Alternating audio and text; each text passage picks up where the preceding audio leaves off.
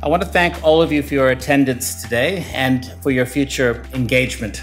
I pay respects to the Gadigal people of the Eora Nation. They continue to live, they're part of this land, they continue to have a say, and on behalf of the Metropolitan Local Land Council and its members, welcome to this land, Gadigal land. Always was, always will be Aboriginal land. This symposium provides a welcome opportunity for something of a historical corrective by refocusing not on the final months of the Whitlam government, as much of the historiography does, but on how it came to be. Whitlam wanted to craft a program that responded to the affluent society while ensuring that it did not result in the perpetuation of public squalor. This is our first 50th anniversary event. There'll be many more. He was endorsed by communities that hadn't really entered the political fray before, particularly the arts community. Backbenchers attacked government legislation in the privacy of the party room and then in the public spaces of the House and the Senate. He could see the injustice and therefore the need to rectify that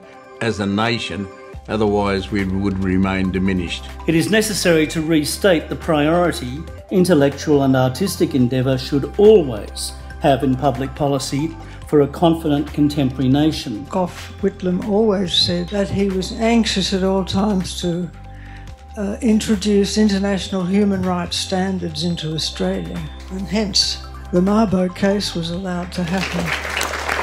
Gough Whitlam was a democratic socialist. In every facet of Australian society there were signs of change and signs of stasis. An old world that was holding on and new voices both of rupture and renewal that were growing in volume and confidence. And by 1972, those voices would be impossible to ignore. It was emblematic of the new progressivism of the 1960s, the wind of change. Whitlam would ride that wave, but of course, as we know, he never just rode waves, he made them. He saw the Parliament as the instrument that would transform Australia and believed that a Labor government would use the Parliament to do that. Every time we turn around, somebody says, this changed my life in a way that the metrics don't seem to reflect. We met for 12 months of the year, that included January, and every meeting went from 8 p.m. to 10:30, and a feeling that everything we did mattered. Zealous reform is really at the heart of the Whitlam legacy. A new generation must rediscover this political spirit, I think, and carry it forward.